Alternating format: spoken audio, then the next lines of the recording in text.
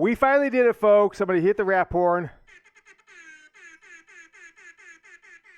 All right, we probably need some better sound department here. Have a little sound effects on the screen. But nevertheless, use my phone to do it. We had 20,000 subscribers, and overnight here, Friday into Saturday, folks. Thank you so much to everyone who's been along for the ride. If you subscribed recently, welcome to the show. It's the Michigan Football Report by Chat Sports, but there are 20,000 of you, and 19,000 of you that have been subscribed for a long time. Many of you have been subscribed for 3 years or so. This is year 4, right? 2019, 2020, 2021, now into 2022 of this channel, and we have 20,000 subscribers. The most of any dedicated Michigan football channel on YouTube. I'm really proud of everything we built, but it cannot be done without you, the awesome audience. So thank you, a sincere thank you to everyone. And if there's anything you want us to see us do differently on the show, the comment section, my Twitter account, as I almost choke, is always open. But nevertheless, we are presented by Aura All-in-One Digital Safety. If you're on the internet, which you are since you're watching this video, get going with Aura. Be protected.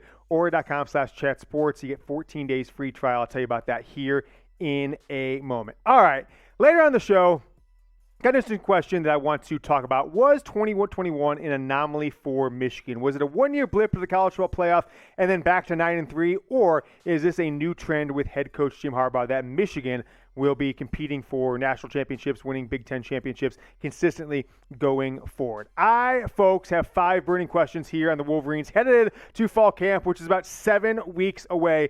Number 1 burning question, and it's what's on everybody's mind, folks, is who will be the starting quarterback this season, right? Michigan hasn't had a returning starting quarterback who was a Big Ten champion since 2005, right? Chad Henne, going into sophomore year, was a returning Big Ten champion, but Michigan's never had a Big Ten championship game-winning quarterback. That's Cade McNamara. He's returning. He's got 3 years of eligibility. So I ask you guys this question.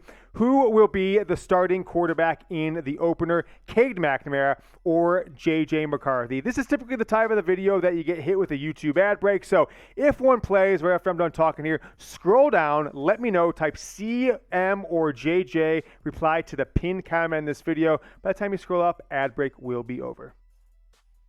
Number 2, burning question, is Jesse Minter an elite defensive coordinator, right?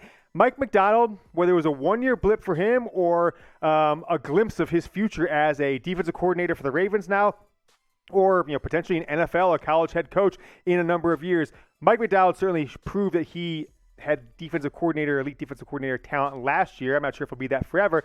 But Jesse Minter, in some ways people could say, well, he's kind of McDonald's protege, right? They worked together for 4 years in the Baltimore Ravens system, 2017, 18, 19, and 20. Both left for the 2021 season, right? McDonald went to Michigan, and then Minter took a little bit lesser of a job, and he had a lesser of a job with the Ravens, but they both learned that same style of defense together in those 4 seasons. Minter went to Vanderbilt. Frankly, don't look at Vanderbilt's stats from last year when he was defense coordinator there, because they're not that good. But if he can keep continuity and which Michigan hasn't had for a lot of the last 15 plus years with the coaching staff, I think Jesse Minter can turn this into a pretty dang good defense in 2022 to kind of ride off some of that momentum they had last year in 2021. Near real-time alerts or suspicious credit inquiries, that kind of protection is what Aura, today's presenting sponsor, offers for you. Get a 14-day trial, aura.com/chatsports. Identity theft protection, right? Alerts if someone is accessing your account. I'm going to bring up the Aura app because I want to show you guys something. Since I just brought it up a couple days ago, right there in the third screen. I don't know if you guys can see that or not. I got 18 alerts, right? Now, a couple of the alerts are Spanish something school. I'm not going to tell you the name. $641 to a Spanish school. What's that for? Well, that's a legit charge, but it's over my threshold, right? I put a threshold in there. Any of my credit cards, debit cards go over that threshold, or if they're outside of a spending zone that I put, boom. Spirit Airlines, $681 a couple days ago. That's got to be fraud, right? I wouldn't fly with those bums. Nevertheless, Aura is your identity theft protection and credit monitoring solution. Try them out for 14 days. Aura.com/chatsports. 14-day free trial. The time it takes you to watch this show, you can get set up, all your accounts imported. They can tell you if you've been hacked across the dark web, if any of your passwords are compromised, anything like that. Credit monitoring, suspicious activity, and monitoring all your passwords across the internet. Number 3, can the defensive line be a force again, right? Last year's defensive line with Chris Hinton, Mozzie Smith, Aidan Hutchinson, David Ojabo, one of the more enjoyable defensive lines I've ever watched in 30-plus seasons of watching Michigan football. And 3 of those 4 guys are gone, right? Aidan Hutchinson, David Ojabo, first, second-round picks. Chris Hinton left. He didn't get drafted. I'm not really sure why he left. But Mike Elson came over from Notre Dame. Now, he was with Brian Kelly for like 15 years or something like that. 12 of them, the last 12 being at Notre Dame, right? Sean Nua left to take the same position with Lincoln Riley at USC after the season. Michigan hired Mike Elson, former Wolverine player, when it was unsure if Jim Harbaugh was even going to be the head coach, right? All during those rumors, Harbaugh to the Giants, to the Raiders, to the Vikings. But Mike Elson came over and is also the recruiting coordinator in some capacity as well. The guys you got to replace, though, are legendary and are really tough to do, right? Aidan Hutchinson, David Ojabo. The production from last year, 62 tackles versus 35 for Ojabo. Look at those tackles for loss, though. 28.5 tackles for loss between the two guys. 25 sacks, 12 QB hits for Hutchinson. Most of those, I think, were on Coleridge Stroud. He still hasn't recovered from. 8 for Ojabo, 2 fumble recoveries for Hutchinson. Should be 3, right? Michigan State cost him the Heisman. 5 fumble recoveries for David Ojabo, right? A lot of new faces on this defensive line this year. So I want to know, grade your expectations, right? Think forward 12 weeks to the after Michigan goes into Columbus and beats Ohio State, right? Maybe, Big Ten championship game 2, whatever. How do you think you're going to grade this defensive line after the year, right? Mike Morris, Taylor Upshaw, all these different players that you're not sure what you're going to get out. People have been asking me about Braden McGregor. I don't know what to expect from this defensive line. I do know they have an excellent coach in Mike Elson, and I do know that Jesse Mintner runs that same style as Mike Macdonald, where you kind of have 2 down linemen, but you let your defensive linemen line up on the outside and just wreak havoc on the quarterback. A, B, C, D, or F. I'm going to be a little conservative here. I'm going to go B, B- until proven otherwise. How about the offense? Number 4 here on our list of 5 burning questions for the Michigan Wolverines. What will this offense look like? Because you've got 2 deep talent at every position at the ball, right? You've got 6 offensive linemen, including Carson Barnhart and Trente Jones, who are battling out for one of the positions. You've got Victor Kay. You've got the offensive lineman center from Virginia coming over, a Remington Award finalist. You've got a great offensive line, stacked at wide receiver, 6 deep. 2 or 3 deep at running back, and you certainly have 2 quarterbacks that you can count on. Hassan Haskins and Blake Corum, they formed the ground raid offense tandem. Probably the best 1-2 punch Michigan's had since the mid-90s. Timunga Biakabatuka and Tyrone Wheatley in 94, 93 before Wheatley went into the pros and Biakabatuka broke out with 1,800-plus yards and 95, 313 versus Ohio State. But look at that. I mean, had Corum not been hurt for missed 2 games and part of 2.5 other ones, he would have had well over 1,000 yards, right? Combined, they had 14 or 2,400-ish yards. 6.6 yards per carry for Corum and 31 rushing touchdowns for these guys. Both were able to take it deep, right? A 62-yarder for Haskins, a 67-yarder for Corum, among many long runs for both guys. The only lost combined on all those carries, right? Only lost, what they have, 270 plus 144. That's over 400 carries. Was that 414? Quick math. Only lost 16 yards on those 414 carries all year, right? So it was only a half dozen or so yards that didn't go for no gain or positive gain the entire year, right? Michigan doesn't have that this year, right? They've got Corum as the Lightning, but no Thunder, or at least no proven Thunder, right? What will Diamond Edwards be? I don't necessarily think he is the Thunder like Hassan Haskins has. So will Michigan switch it up? Will they go to the air a little bit more, use those wide receivers? Hell, will other players like A.J. Henning potentially get some run out of the backfield as a running back in that Deebo Samuel role that's been talked about a lot this year? But I want to know from you guys. Just type the year down in the comments.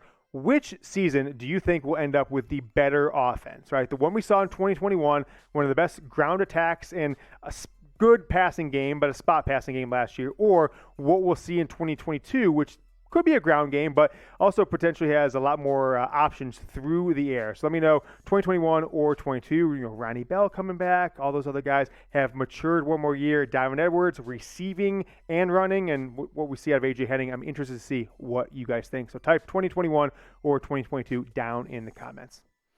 Speaking of 2021, wasn't it an anomaly, right? I told you that Ohio State fans have all of a sudden, I don't know why, nothing's changed, but they're all puffing their chest all over the place, right? They're in my comments on Twitter. They're rating our Facebook page. They're here on YouTube all the time. They're just like, oh, we're going to crush you. We're going to score 100 on you. And I think they think 2021 was an anomaly, like it was just a blip in the radar. Hey, Ohio State wasn't ready. They had a first-year quarterback. It was snowing.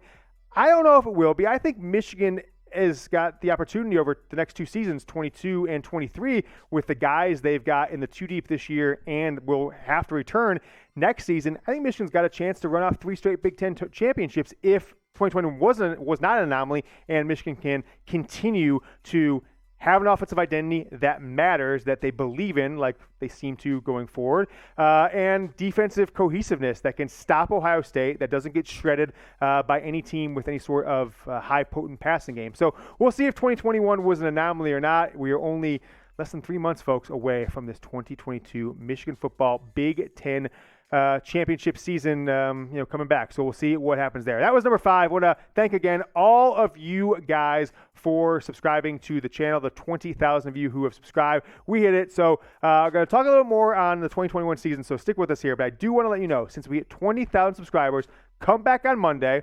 We're going to do a show. In the middle of the show, I'm going to drop down, do 20 push-ups. Was it beer, push-ups, beer? I think we're going to do beer, push-ups, beer. All right, I'm going to open a beer. I'm going to chug it. I'm going to drop down and do 20 for 20,000 subscribers. Get up, second beer, chug that. I'll try and do the entire thing in like under 2 minutes. I don't know. How long will it take you to do 20 push-ups? Like 45 seconds? Yeah, 20. Yeah. Hey, come on. What do you think I am here? I'm an old man. So we'll see if I can do it in 2 minutes or so. But that is coming up on Monday. So stick with us a couple days from now. So breakthrough wins in 2021, right? Let's just recap the season before we move on. And I've got a question for you here in a second. The biggest breakthrough, right? Jim Harbaugh beating Ohio State after 5 losses to them and Michigan snapping an 8-game losing streak to the Buckeyes. We're on the road and won a game that was a close game against Penn State in the fourth quarter, down the stretch, last four so games of the year. Early in the year, back-to-back road games in 2 of the toughest environments in the Big Ten at Wisconsin, and then blew them out, but had to have a hard-fought battle, last-second win at Nebraska, ruckus environment, night game, back-to-back wins on the road against 2 traditional Big Ten heavyweights, Iowa, Wisconsin, Nebraska. Then, when all the pressure on you to go to the College Football Playoff, a top 15 Iowa in Indianapolis for the Big Ten championship game, 42-3, folks, an absolute beatdown of the Hawkeyes. That's one of the tougher games in this 2022 schedule, going on the road to Iowa. I think it's the 5th or 6th game of the year. We'll see if that one is as challenging as it has been in years past. Michigan's lost a lot of games on the road at Iowa over the years, but I think a 39-point victory last year means that Michigan has a hell of a lot more talent than the Hawkeyes do, especially coming back this season. Be honest, though. Let me know down in the comments. Give me a 1 or a 2. Was last season an anomaly? What I mean by that, if you're not, I'm using a lot of big words here, I understand. Meaning that when we look back 5, 6, 8 years from now and say, oh, yeah, I remember when Michigan won that one Big Ten championship, and they went to the playoffs that one time, they beat Ohio State, but it hasn't really happened at least consistently since then, right? Michigan hasn't been competing or beating Ohio State every other or every third year, winning the Big Ten title, 1 or 2 out of every 4 seasons. Let me know. Type 1 if it was an anomaly, meaning it won't happen much going forward, or 2 if it's no, this is the new normal under head coach Jim Harbaugh. All right, folks, we've got another video coming back for you Sunday. We're doing the weekend triple header Friday, Saturday, and Sunday, so make sure you subscribe if you haven't, and join us back here on Sunday for another episode of the Michigan Football Report.